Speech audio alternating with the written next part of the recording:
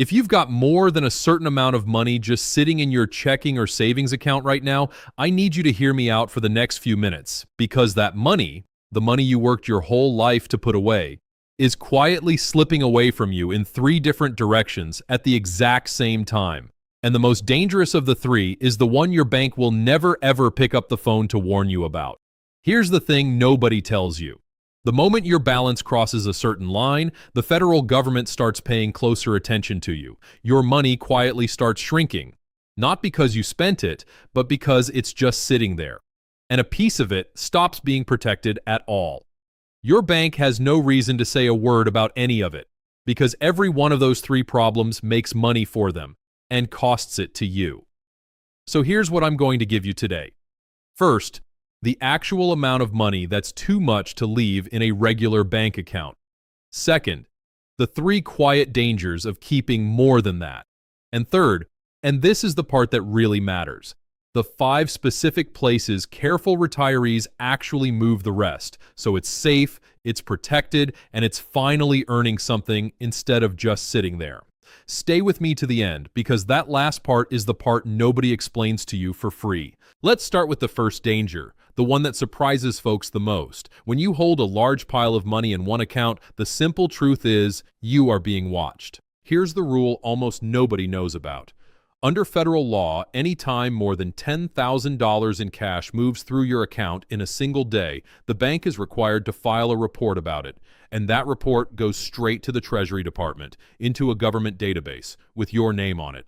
But it doesn't stop at cash. The software your bank runs is watching your balance and your habits all the time, quietly looking for anything that breaks your normal pattern. A sudden large deposit, a sudden large withdrawal, money moving in a way it just hasn't moved before.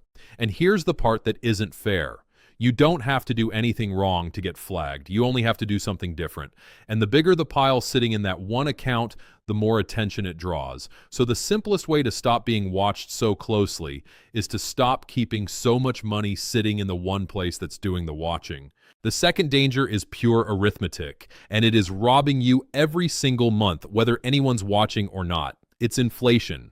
Right now, as I'm recording this, inflation is running at just over 4% a year. And here's something most people don't realize. It is not falling anymore. This spring, it actually climbed to the highest level we've seen in about 3 years. That means the cost of nearly everything you buy is going up by more than 4 cents on every dollar every single year. Now, here's the cruel part. The average regular savings account in this country today pays you less than half of 1%. Let me say that again because it's almost hard to believe. Your money is losing more than 4% of its buying power every year, and your bank is paying you almost nothing to make up the difference. So let's put real numbers on it. If you've got $50,000 sitting in a normal savings account, that money is quietly losing close to $2,000 of real spending power every year. And you didn't do a single thing wrong to cause it. You just left the money right where the bank wanted you to leave it. And while it sits there, that same bank is taking your money, lending it back out to other folks at much higher rates and pocketing the difference. Your dollars are doing all the work. The bank is keeping all the reward.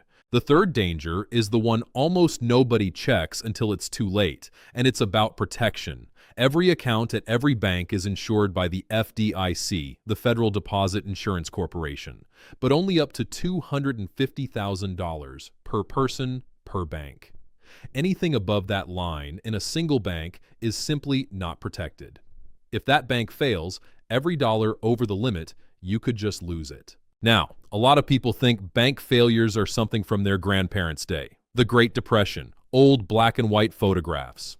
But in the year 2023, not the 1930s, 2023 dials, this country had 3 of the largest bank failures in its entire history, and they happened inside the span of a few weeks.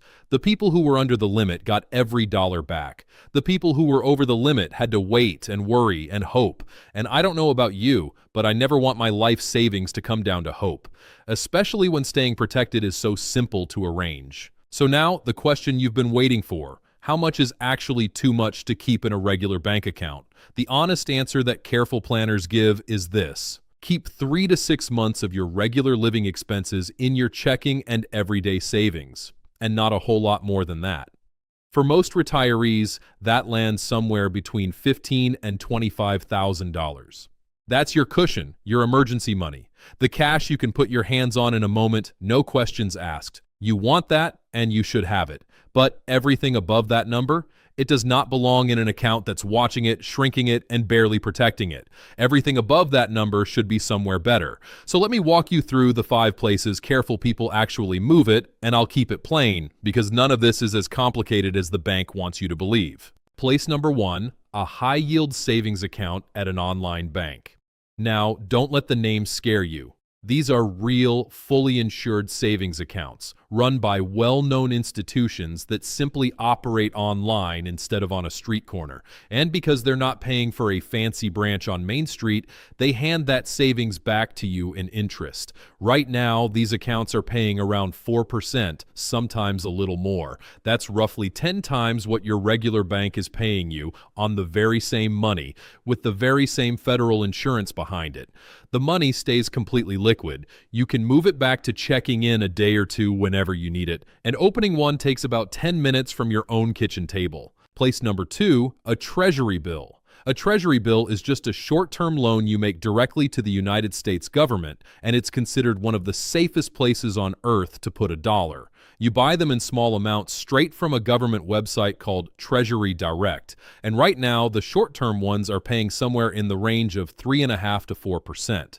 Here's the part most people don't know. The interest you earn on a treasury bill is free from state income tax. So if you live in a state that taxes income, a treasury bill can quietly put more in your pocket than even a high-yield savings account paying the same rate. Place number 3, a Series 1 savings bond. This one is built for exactly the moment we're living in because it's designed to keep pace with inflation.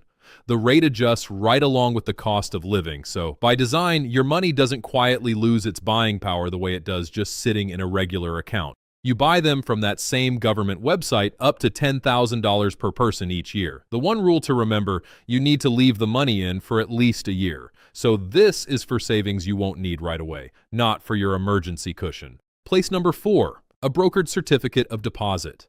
Now, you probably already know about regular CDs at your local bank, where you lock your money up for a set time in exchange for a fixed rate. A brokered one just means you buy it through an investment account, which lets you shop the rates of hundreds of banks all at once and pick the best ones. And here's the powerful part if you've got a larger amount to protect. Through one single account, you can spread your money across several different banks. $25,000 here, $200,000 there. So every dollar stays under that $250,000 insurance line at each bank. All of it protected, all of it earning a solid fixed rate. And place number 5, a money market fund held inside an investment account. Now, this is not the same thing as the money market account at your bank. That's a different animal. A money market fund holds very short-term, very safe government-backed debt, and right now it's paying in the range of 4 to 4.5%. It's completely liquid. You can move the money back to checking in about a day. No lockup period. No penalty for taking your money out whenever you want it. For a retiree, it's one of the simplest places to park a larger amount of cash while still earning a real return on every single dollar. Now let me tie this all together because the thread running through every piece of it is the same. Keeping a big pile of money in a normal bank account does 3 things to you all at once. It puts you under a watchful eye you never agreed to. It lets inflation quietly eat your savings while the bank pays you next to nothing. And above a certain line, it leaves your money completely unprotected. And the fix for all 3? It's the very same simple move. Keep a few months of expenses in your everyday account and move everything above that into your own name, into accounts that are safer, fully protected, and actually paying you something. Now hear me clearly on this. You are not taking on risk by doing that. You're taking risk off the table and getting paid properly for the first time in years. The IRS is never going to call you to explain how to draw less of its attention, and your bank is certainly never going to call to explain how you could earn 10 times more somewhere else, because money leaving is money it loses. The only person who can decide to move it is you, and the move itself is far simpler than they'd ever want you to believe.